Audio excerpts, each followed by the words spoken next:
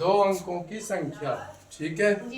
तो दो अंकों की संख्या कहाँ से चालू होती, 10 से लेके कहाँ तक जाती है, 99 तक, ठीक है। तो एक अंक इकाई का होगा और एक अंक दहाई का होगा। दो अंकों की संख्या में एक अंक इकाई का और एक अंक दहाई का। तो यहाँ पे मान लो कि इकाई का अंक x है और दहाई का अंक y है। माना इकाई का अंक क्या है, x है, ठीक है। और दहाई का अंक क्या मान लें, दहाई का अंक क्या है, y, ठीक है। इकाई का अंक x और दहाई का अंक जब हम y मान लिए तो अब अपनी संख्या निकाल लेंगे। तो देखो संख्या क्या हो जाएगी, संख्या बराबर होगा, इकाई में क्या है, x है ना, तो इकाई शुरू में होता है और दहाई बाद में होता है ना, ऐसे ही होता है ना। अब देखो यहाँ पे दहाई में किसका गुणा करेंगे, 10 का, इकाई में किसका गुणा, 1 का। तो क्या आ गया, 10y प्लस x, ये आया ना, ये हमारी संख्या है, समझ गए हो। अब अंकों को पलटने की बात हुई है, तो एक बार अंकों को पलट दो फिर देखो क्या प्राप्त होता है, समझ रहे हो। सब लोग इधर देखो, जो नजरें उधर जा रही है ना, तो हम सब देख रहे हैं अभी अंकों को पलटने से, अंकों को पलटने से बनी संख्या, बनी संख्या। तो जब हम अंकों को पलट देंगे तो क्या हो जाएगा, देखो क्या हो जाएगा, y चला जाएगा इकाई में, y कहाँ पे चला जाएगा, इकाई में, और x आ जाएगा दहाई में। ऐसा ही होता है, ऐसा ही होता है ना। अंकों को जब पलट देंगे तो दहाई में किसका गुणा, 10 का, और इकाई में 1 का। तो हमारी संख्या क्या आ गई, ये आ गई, ठीक है। ये अंकों को पलटने से प्राप्त संख्या, समझ गए हो।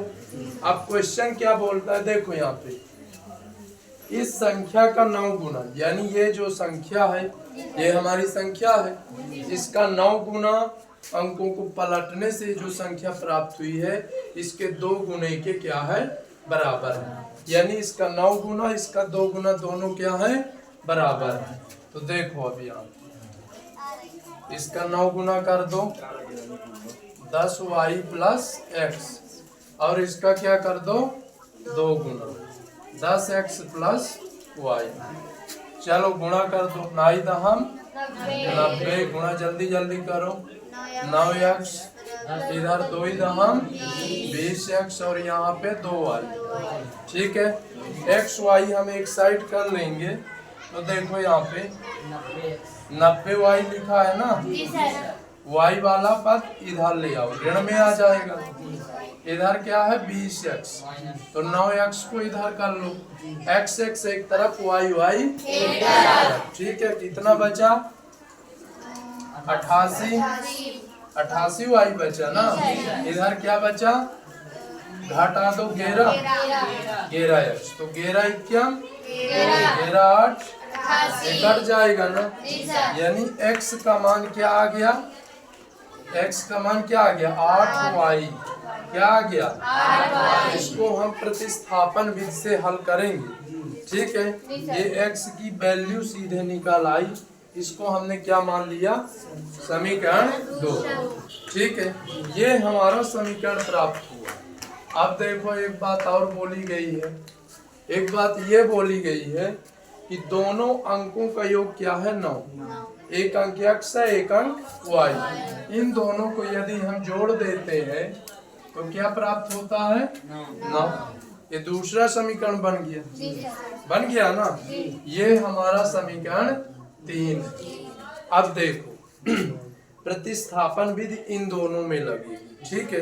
ये तो संख्या थी, तो x का मान निकल आया है, तो वहां पे सीधा रख दो, ठीक है। समीकरण 3 में मान रखने, समीकरण 3 में मान रखने पर। ठीक है, x का मान हम क्या रख देंगे 8y। यहाँ पे रख दो 8y प्लस y बराबर 9। 8 एक क्या हो गया 9y। 9 से 9 कट जाएगा। कैसे कटेगा बटे में जाएगा। ठीक है, y का मान क्या आएगा 1। यहाँ 1 आ जाएगा ना, ये y का आ गया। अब इस y के मान को ये जो 2 है रख दो तो x का आ जाएगा।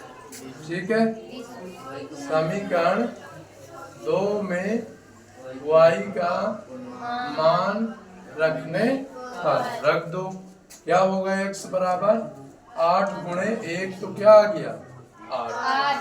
देखो हमें अंक पता चल गए ना, लेकिन हमारी संख्या ये है। संख्या क्या है ये है, तो ये x y की जगह रख दो, हल कर दो। लिखो अतः संख्या हमारी क्या है, देखो यहाँ पे 10y प्लस x है। क्या है 10y प्लस x, यही है ना। तो y का मान क्या आया है 1, तो 10 गुणे 1। x का मान क्या आया है 8, तो 10 इक्यावन और 8, तो 10 8 18। क्या आ गया हमारी संख्या 18 आ गई। हाँ बताओ क्या दिक्कत है। विलोपन से लगाओगे, देखो यदि विलोपन से लगाओगे तो 8y को इधर कर लेना, उधर क्या हो जाएगा 0। बस 2 3 को घटा देना, आ जाएगा, है ना। क्लोज कर दो। ओके।